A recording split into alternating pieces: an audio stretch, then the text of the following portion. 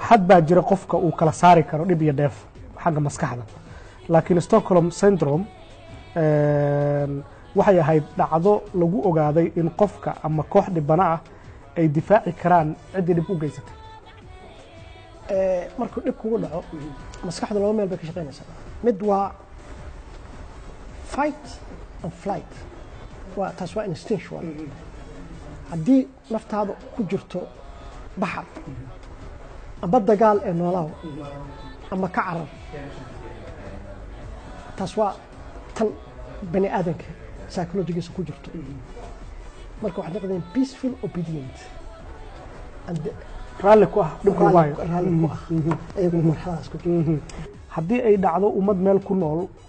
inay marka dambe ummadaas ay sidii u gumaysanayso marka dambe yiraahdaan waa ka mid nahay taasoo kale dadku marka dambe ay aqbalaan oo tusaale ahaan nin xitaa meesha aan ku nooleyn dhibka ka jiro si dadka loo dilayo loo dhibaataynayo banaanka ku nool ayaa ku qasban inuu aqbalo sababtoo waxa la leeyahay laftiisa haddaad naga hor timaado dadkaaga gudaha joogaan dilayna waxa horta taa runta weeye haddii si joogto waxaa waye sanooyin sano ka badan haddii si joogto lagu cadaabayo lagu dilayo maskaxda laga dhaqayo lagu adoonsanayo waxaa dhici karto dhibkii dhammaaya kugu dhacaba wuxuu noqonayaa normal marka waxay noqonaysaa way of life waa xayaadii baaba ah marka isdhibid maaha waxaa way of life ka bixintana doctor marka tan waxaa waaye qaarkood xitaa ayaa kama soo qaad qofka markuu sidaas oo kale muddo la haystay oo la dhibaateeyay oo joogto aqbalay waxa jiri kara dad kamida dadkaas oo raba inay xornimo qaataan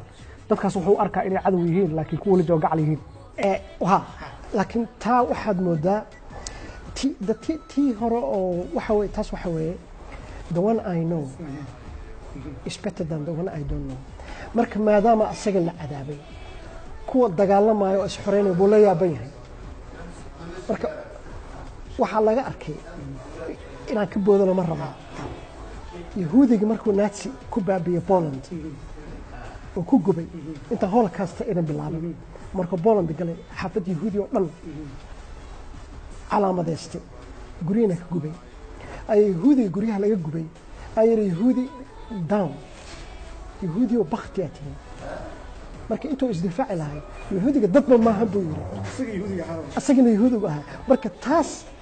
waxa way aad sheegaysay oo ah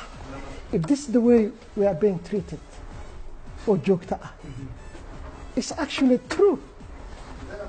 let's accept it waxaan u dagaalamayna yani waa istaahilnaa camal waay ina san ku noolaan waa istaahilnaa marka waxaad moodaa joogtada dhibkii ayaa bedelaya fikirka maskaxda